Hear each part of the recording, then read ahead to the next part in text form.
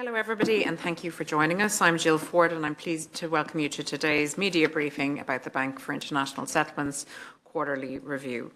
With me today are Hyun Song Shin, Economic Advisor and Head of the Monetary and Economic Department, accompanied by the two deputy heads, Gaston Gelos, Head of Financial Stability Policy, and Frank Smets, Head of Economic Analysis and Statistics. We are also joined by the authors of the articles. As you know, this is a special edition dedicated to analysis of the BIS Triennial Survey of FX and interest rate derivatives markets. FX turnover in the over-the-counter markets averaged 9.5 trillion per day in April 2025, up 27% from 2022.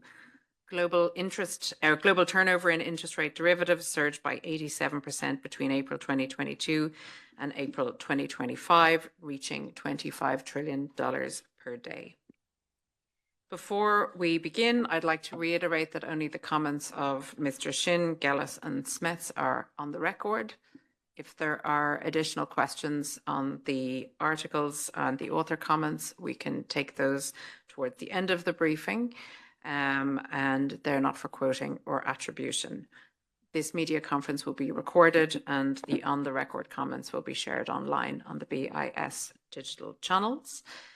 So I'll hand over now to Hyun to give opening remarks. And Hyun, please, over to you. Thank you very much, Joel. Hello, everyone. Thank you for joining. During the review period, bouts of volatility challenged the broadly positive sentiment in markets. The stock market investors fretted about stretched equity valuations, while concerns of a slowdown of economic activity and differing monetary policy trajectories across major economies kept currency and fixed income markets sensitive to incoming news. The valuation of risky assets remained historically high, prompting questions about possible consequences should sentiment change. For the most part, US large cap tech stocks outperformed, supported by strong earnings, inviting questions about high valuations and whether large-scale physical investment in AI infrastructure will ultimately deliver. Volatility settled at higher levels at the end of the review period as compared to the summer. And emerging market assets were a beneficiary of the overall risk-on tone in financial markets, with a weaker dollar acting as a tailwind. Credit markets were generally unswayed by the flare-ups in volatility. Credit spreads remained compressed at historical lows, despite some highly publicized defaults that grabbed headlines in October. On the other hand, US dollar money markets showed signs of tightness, with secured short-term interest rates rising above levels that had prevailed for much of the year. This reflected the underlying high demand for short-term funding from investors who borrow to achieve high leverage in government bond markets. Demand from these investors, as well as expectations of future monetary policy easing, helped to keep long-term rates in check and provided some cushion to the valuation of risky assets. For much of the review period, the price of gold rose in parallel with other risky assets, departing from the usual historical pattern of acting as a safe haven during periods of market stress, and instead languishing during periods of risk-taking. We take a closer look at this phenomenon in a box in the overview. The past several months are one of those rare periods in which gold and equities have shown rapid price appreciation at the same time. Another element in the story is the growing influence of trend-chasing retail investors. We examine whether there is evidence that retail investor exuberance has spilled over to traditional safe havens, such as gold. Now, let me turn to the articles in this quarterly review, which are a deep dive into the triennial survey of this year. And as we announced in our invitation, this is a special edition, and it really digs deep into the data that we gathered in our triennial survey. And this survey provides the most comprehensive and accurate picture of market activity and structure of global FX and interest rate derivatives markets. And these markets are a linchpin of the global financial system as they knit together investors and markets in different currency areas and financial instruments. Our data collection is based on a snapshot of market activity in April of this year. And by coincidence, this was also the period when we saw volatility in markets following the US tariff announcements. In our deeper dives into the data, we try to gauge how much of the findings were influenced by the particular sample period. In one article by Wenqiang Huang, Ingemar Krohn, and Vladislav Shusko, the authors focus on the main drivers of FX turnover.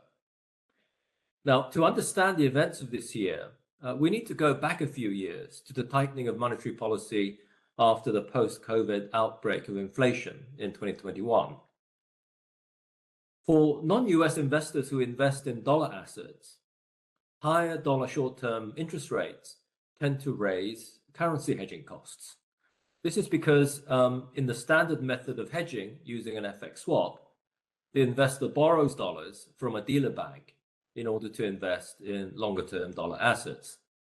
So higher short-term dollar interest rates therefore raise the cost of hedging, and this induced many investors to hedge less against the fall in the dollar. And the outbreak of volatility in April meant that non-US investors suddenly faced exposures to a falling dollar, and they sold dollars by putting on hedges ex post. This article provides some detailed evidence that this type of ex post hedging was quite prevalent during April, and there are some key charts which I may come back to.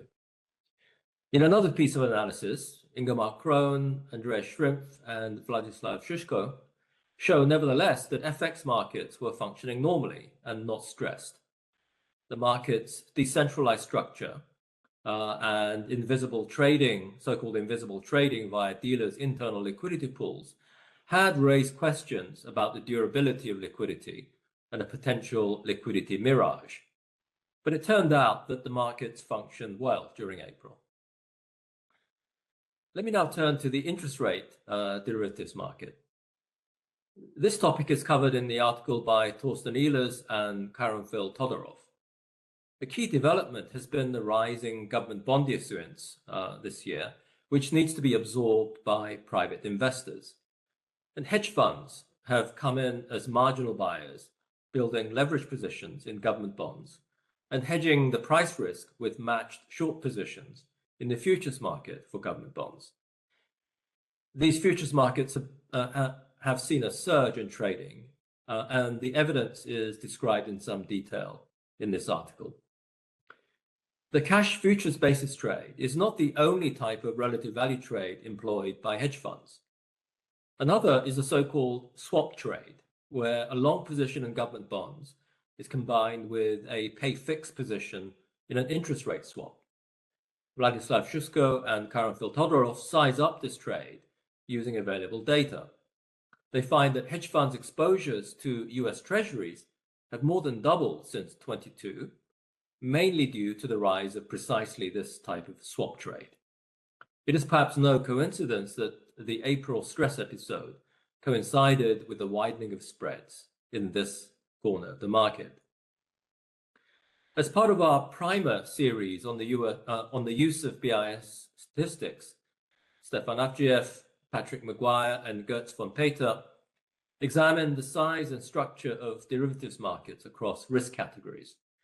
Their analysis sheds light on key structural transformations in the global financial system, including the transition to risk-free rates in interest rate derivatives and the growing use of FX derivatives to facilitate global portfolio flows.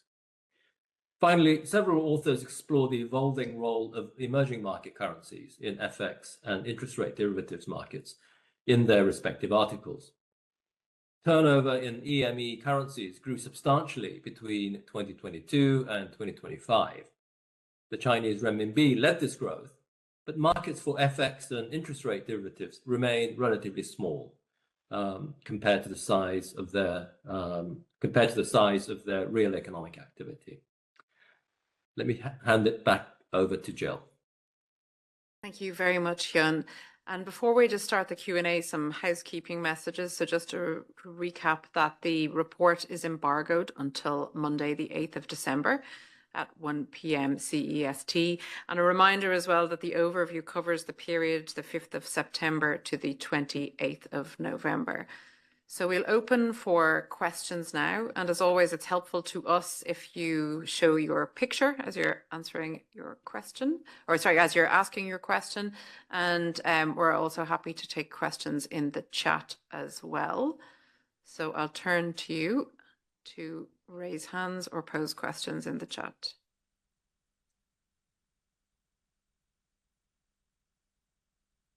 Just give a moment to see the hands raised.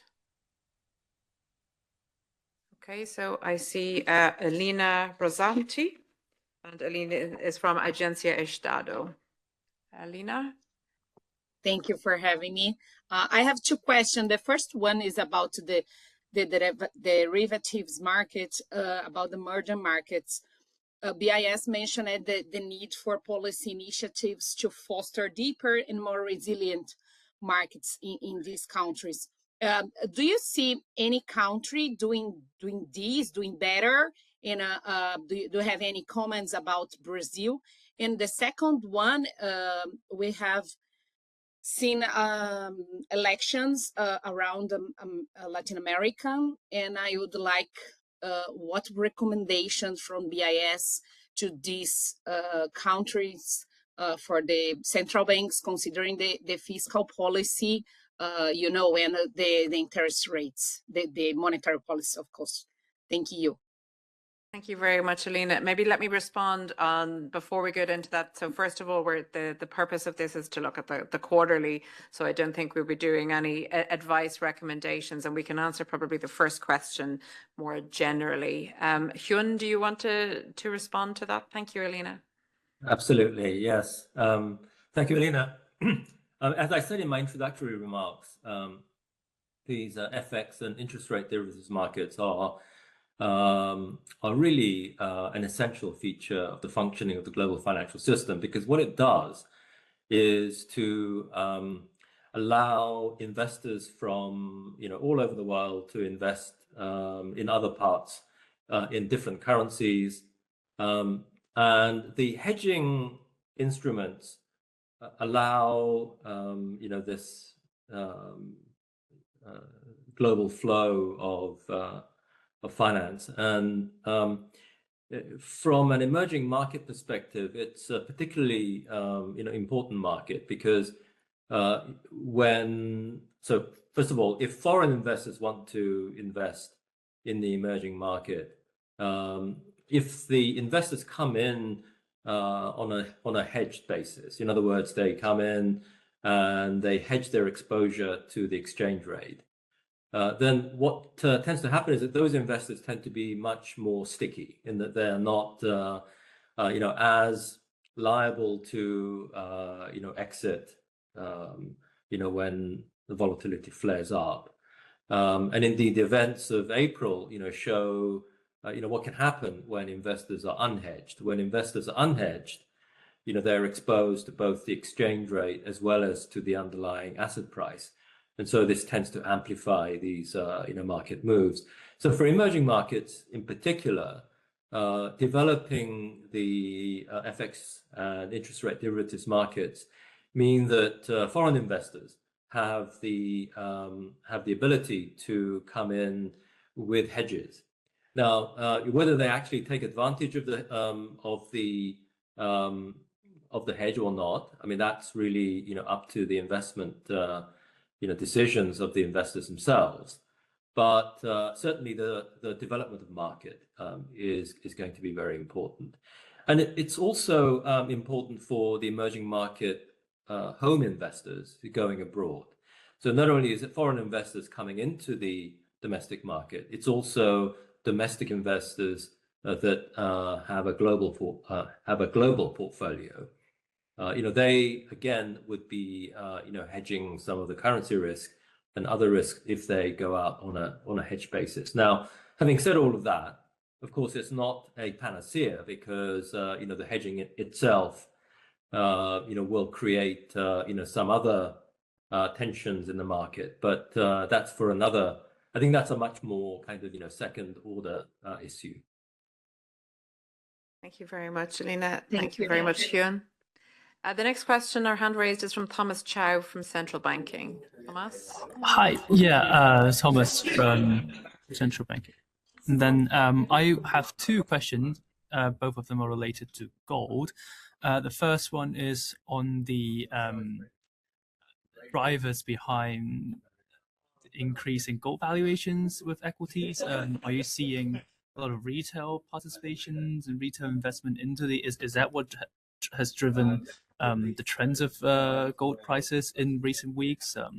And then secondly, if you're seeing that gold are sort of losing a bit of their status as safe haven asset, are you spotting other safe haven asset? Like, are you seeing people running into something new in stress times? Yeah, so the two questions.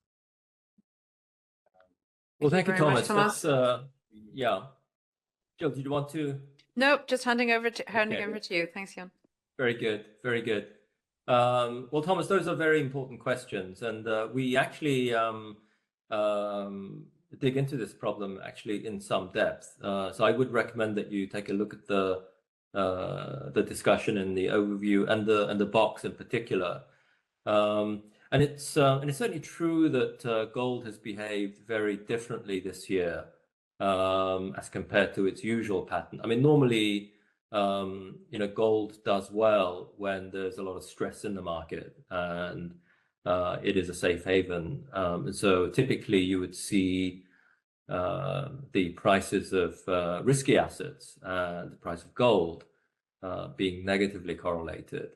But for much of this year, we've seen gold actually going up in tandem with the stock market, and it's of course we need to think about some of the backdrop, and certainly the purchases by some central banks that clearly set a very firm tone in the price of gold. And whenever you have prices behaving, prices that are actually doing quite well, you will see other investors jumping in, and certainly retail investors have also taken part, and not just in gold. We also do a deep dive in how retail investors may have also played a very important role in the stock market increase this year as well. So I guess that's really the answer to your question on gold. By the way, we don't see any anything that is non-public here. We are following the markets exactly as you are. Are there any other safe havens? Well, I think that remains to be seen. So if you like, the proof of the pudding will be in the eating, in that if there is an outbreak of volatility, then you may see some particular assets actually doing quite well, and then we will know ex post whether a particular asset is a safe haven or not. Thank you. Thank you very much. Just pause now to see if there's any other hands raised or questions coming in.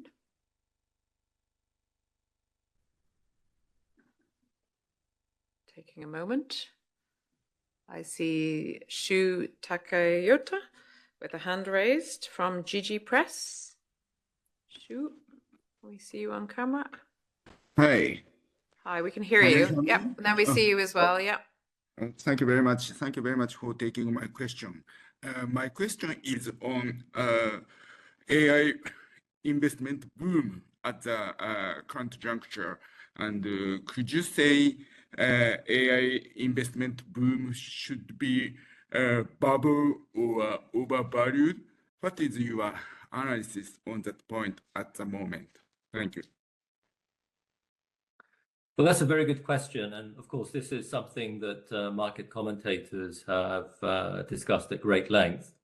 I mean, certainly, as we say in the overview, if you look at the stocks that are associated with AI, there's been, of course, a very big rise in those prices. But it's also true that these stocks have also delivered very high earnings. So there is a difference between the events of this year as compared to the 2000 dot-com bubble. Back in 2000, we had a very rapid run up in prices, but that was not accompanied by a similar rise in earnings. So in that respect, the price rise is backed by the rise in earnings. But as we say in the overview, it's there is a question there about whether those earnings will be sustained over time. And here the question is more about the pace of physical investment in AI infrastructure. So of course, there's been a huge demand for some of the cutting edge chips because large firms are engaging in very heavy investment in AI infrastructure, especially data centers. And so far, those huge expenditures have come through in the form of higher earnings. But the question is, I think, the fundamental question is, in the long run, will those expenditures be seen as being justified? And I think that's still very much subject to debate. And that this is a topic that gives rise to very, very different opinions. And we don't have any particular insights on this relative to what anyone else has said. Thank you. Very much, Hyun. I'm just again pausing to see. I can see Bastian from Bloomberg with a hand raised and camera on already. So please, Bastian, over to you. Hi, Hyun. Thank you for taking my question. I would like to come back to the gold question again. I would like to know, can you what's your view on how this will go on? Will this unusual pattern of gold prices, which you describe in the review, will this persist from your view, or is this rather a short-lived episode?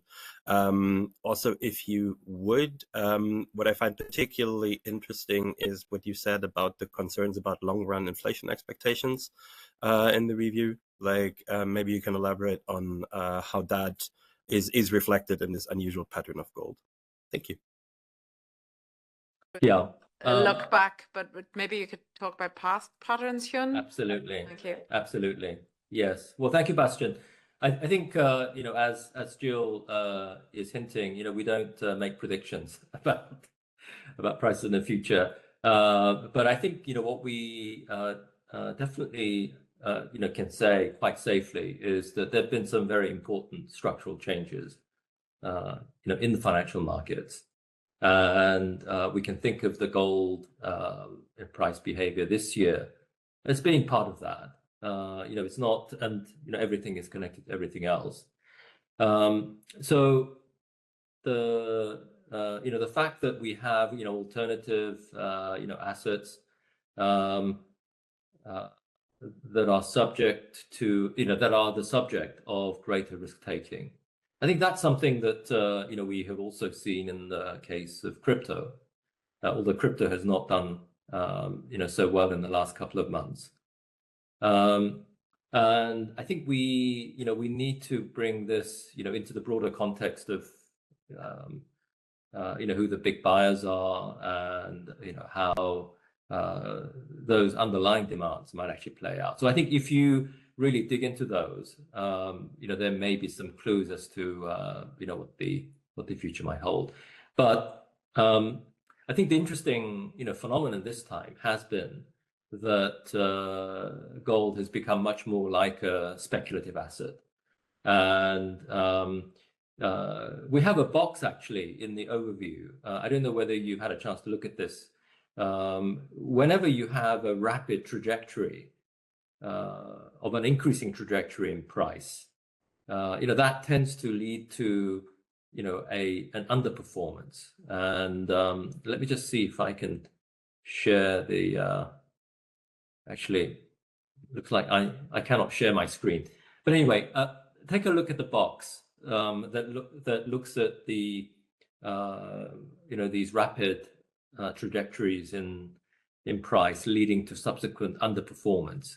It's a very striking chart where for whatever asset it is, whether it's gold or whether it's equities, whenever you had a period of a very rapid increase, the returns subsequently tends to be rather poor, and so you have this negatively sloped, scatter charts.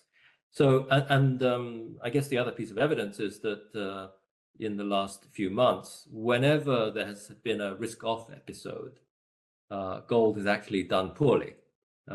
So, there's been this very, very high correlation between gold and equity. So this does suggest that gold has become the destination for more risk-taking types of investor flows. And it's something that, may change, when market conditions change as well. So I think that's probably as much as I can say, unless my colleagues want to come in on this one. Gaston, would you like to come in on that? Just briefly, that in line with your comments and early ones, we see concrete evidence of retail investor exuberance also here, right? I mean, if you look at, my colleagues have looked at the exchange traded funds, the ETF prices, right? And they, since the beginning of the year, they have consistently been trading above the net asset values amid growing retail investor interest. And when such prices exceed the NAV, the net asset value, that usually signals strong buying pressure, and coupled also with impediments to arbitrage. So we see concrete signs of retail investors and exuberance fueling this, in line with what Hyun was emphasizing. Thank you, Gaston. So could I ask one follow-up? And apologies in case I have overlooked that in the box you cited, but the concerns about long-term inflation, like, have you seen Yes. any sort of particular pickup of those concerns in the review period, which could explain this pattern in gold price? Yes, I neglected to answer that. So let me just address that. So there is a section in the overview where we talk about the 10-year forward. So it's the 10-year rate, but forward 10 years. So you calculate that using the 20-year bond and the 10-year bond. So and that gives you a sense of how much you're pricing in for the second 10 years in the 20-year bond. And if you track that, and there is a graph in the overview, and that is showing a quite a steep upward trend. And another way of saying that is, compared to the benchmark 10-year bond, the ultra long bonds are trading at much higher yields compared to if the bond were being priced uniformly over the lifetime. And one of the reasons we think that's holding is because of the greater issuance of government bonds. So that needs to be absorbed. There is an erosion of the, if you like, the premium, the premium that attaches to the government bond. So that's sometimes called the convenience yield. So it was common, it was a common understanding that the convenience yield of a government security would be positive. So you would pay extra for a government bond? Well, in fact, as we've talked about in previous press briefings, the convenience yield has actually now gone negative. And if you compare the yield of a government bond with the equivalent interest rate swap rate, in fact, the government bond yield is actually higher than the interest rate swap rate, and so the convenience yield is no longer there. So I think if we look at the government bond market, I think this is the market segment where the long-term concerns would be showing up first. But as we also say in the overview, hedge fund activity has been very, very very active, and because of the nature of the hedge fund trades, they are also they focus on the spreads rather than the level of the yield as such. And so when hedge funds are very active, what we see is that the benchmark rates tend to be pretty well anchored. In that hedge funds are willing to go in, and because it's the liquid segment of the market, they find it much easier to engage in these relative value trades.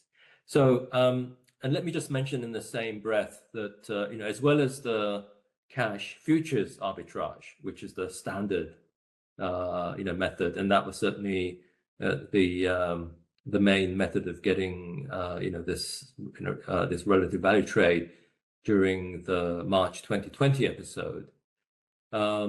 More recently, we've seen the relative value trade move to using the interest rate swap as the hedge. And in fact, we have a box, and I would highly recommend that you take a look at this box, because it's actually a very, very revealing box about what happened in April. So rather than using the futures, what hedge funds are now doing is increasingly resorting to the pay fixed element of the interest rate swap.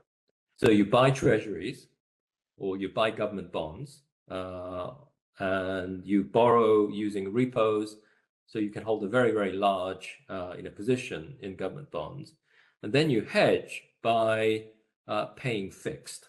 So you get the floating and pay the fixed, and so you can hedge the overall interest rate risk, but it's a relative value trade. And because of the loss in the convenience yield of government bonds, these interest rate swap trades have actually now become much more profitable. So I think it's box B. So we will send you this box so that it's in your inbox. Thank you very much. I see a hand raised from Mark Jones of Reuters. Mark, hello. Thanks so much. There was a line you have in the overview, you saying all of this, including the falls in the crypto markets, it might be a sign of the growing fragility of the risk-on environment. So as we're kind of looking into next year, are there one or two key things that you're most concerned about that could, maybe markets over the edge a little here, and how damaging would a kind of larger correction in the markets, how damaging could that be ultimately? Well, thank you, Mark, for that question. I mean, I think we've already seen in the last month and a half that the risk taking has sort of met a bit of choppiness, and I guess October was very much a risk-on month. All these assets were doing extremely well. But then November was more of a choppy period when, you had a recoiling from risk-taking, for some periods, and then, the market would bounce back and so on.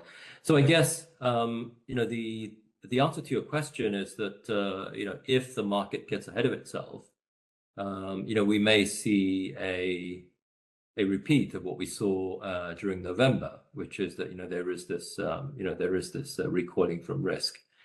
Now, without making predictions about next year, because we don't do that. But if we look at the analysis, what we do see is that there's been this very sustained run up in the prices of many risky assets, and the valuation of equity, the valuation of the equity market, I think, is always something of a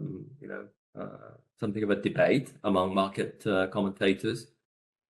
And although earnings have also been strong, just to repeat what I said to Thomas earlier, there's a question about the long run sustainability of some of the fiscal investments as well. So we'll need to see. And in fact, the physical investments are actually not just a financial market issue. It's they are counted. They're very much a component of the investment numbers in the macro statistics as well.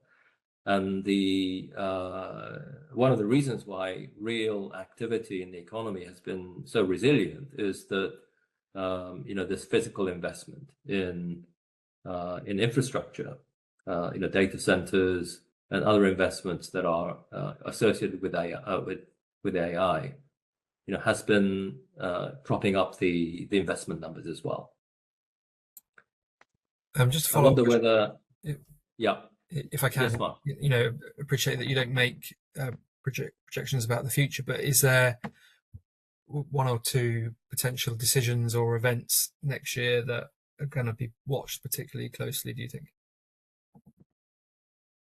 Well, I think, as we say also in the overview, very important determinant of this, a very important determinant will be how strong the real economy is going forward. And so far, activity has been surprisingly resilient. I think it's fair to say that we together with other commentators on the real economy, we were expecting a somewhat less favorable outcome. But the impact of tariffs, for example, have been smaller than many had feared. And so far, in all the major economies, activity is pretty resilient. So I think as long as the real economy is holding up, I think we can, expect the same kinds of, the backdrop to the markets as we've observed this year. So I think, there's nothing in particular that I think, would be on our radar. Thank you very much, Hyun. And next question to Joasia Popovic from Central Banking. Joasia. Hello, good afternoon.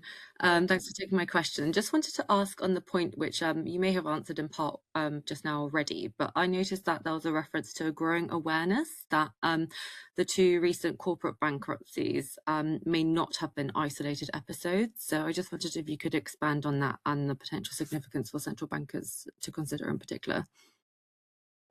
Gaston, do you want to come in, or Hyun? Yeah. Yes. I think Gaston can take this one. Gaston.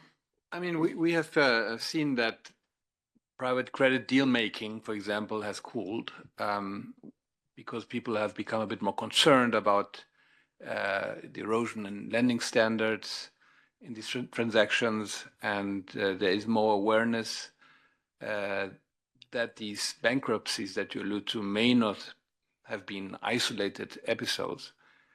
And recent issuance of corporate bonds by large tech firms, for example, to fund investments in data centers were not received very favorably by markets, with spreads ticking up a little bit. And so there is, I think we are seeing a little bit more of awareness about about risk in the private credit segment.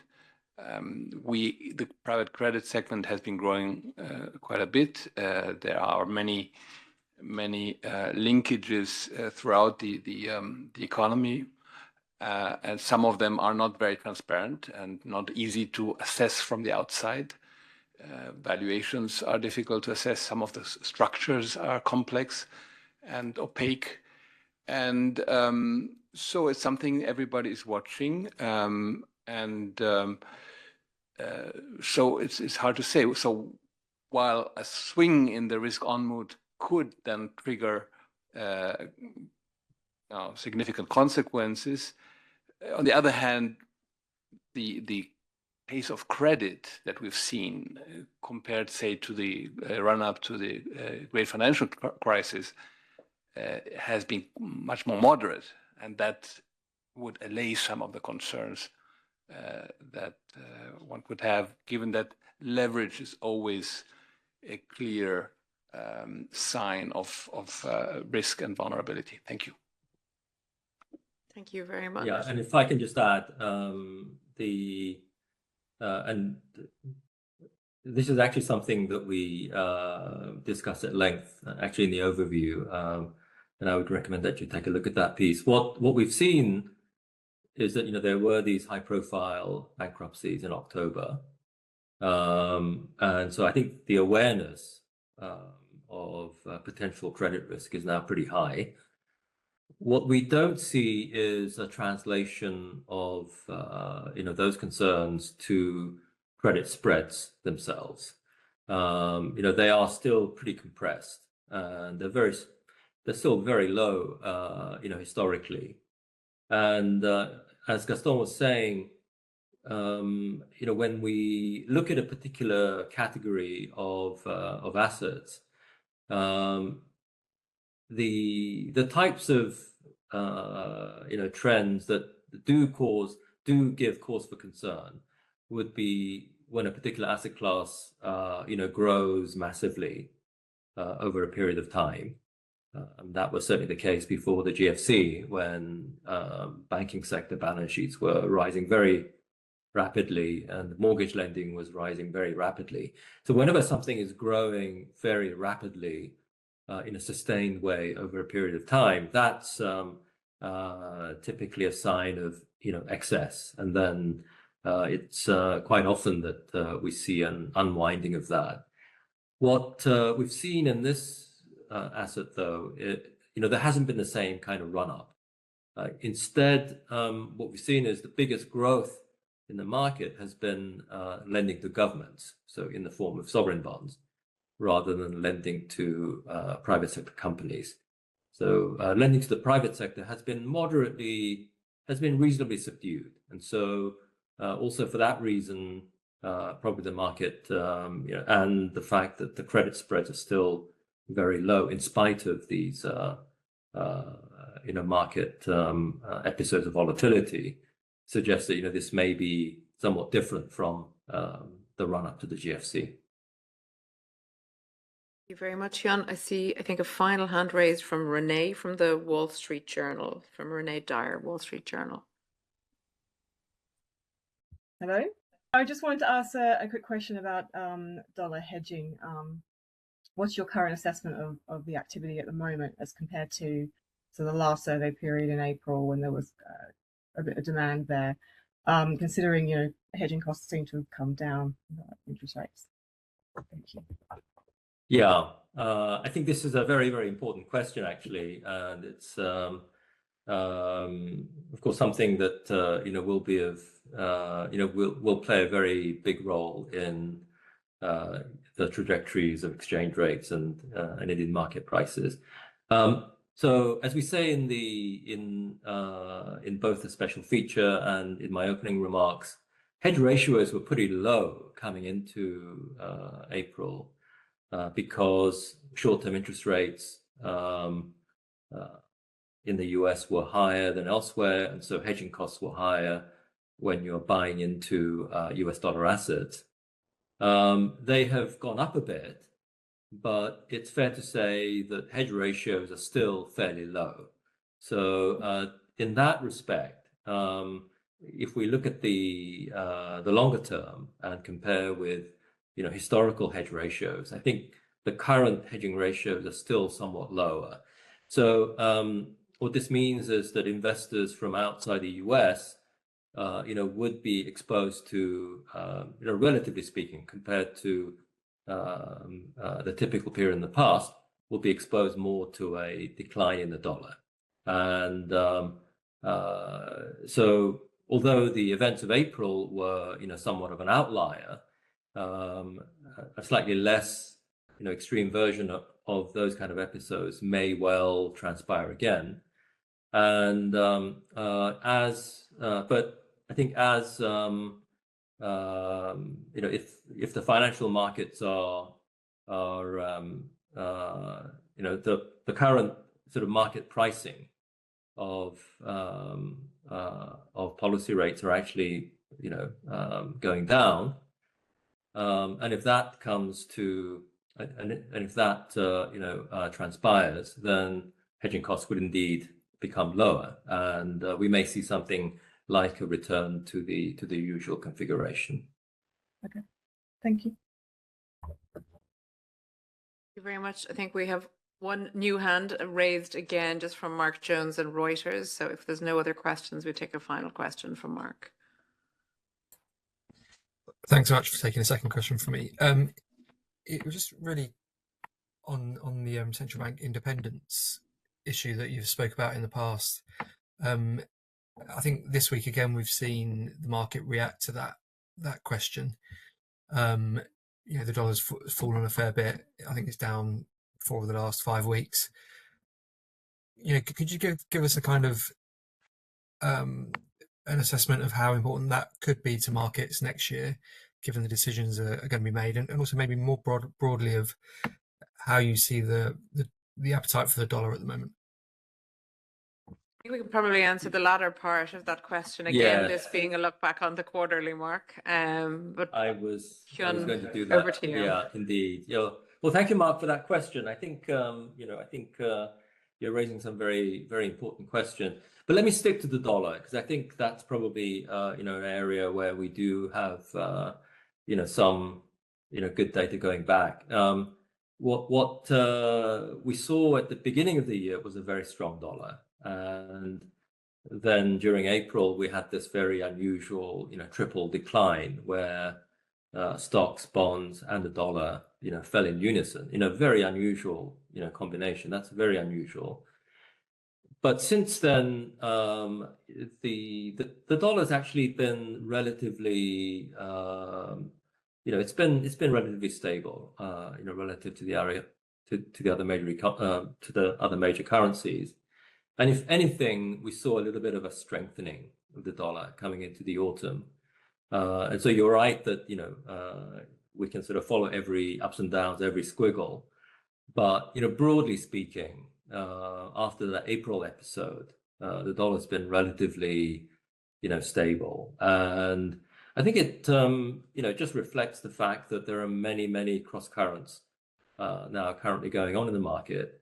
And as I was replying also to Renee, I think the hedging behavior of non-US investors, this is going to be a very, very important input into how markets will co-move from here on.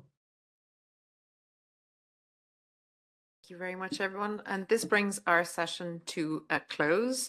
And we look forward to shedding, I suppose, more insights next year on some of the questions that you had. I want to thank everybody for their participation today. A reminder again that it is embargoed until Monday, the 8th of December at 1 p.m. Central European time. And we will see you all again in the new year. Thank you very much, everybody.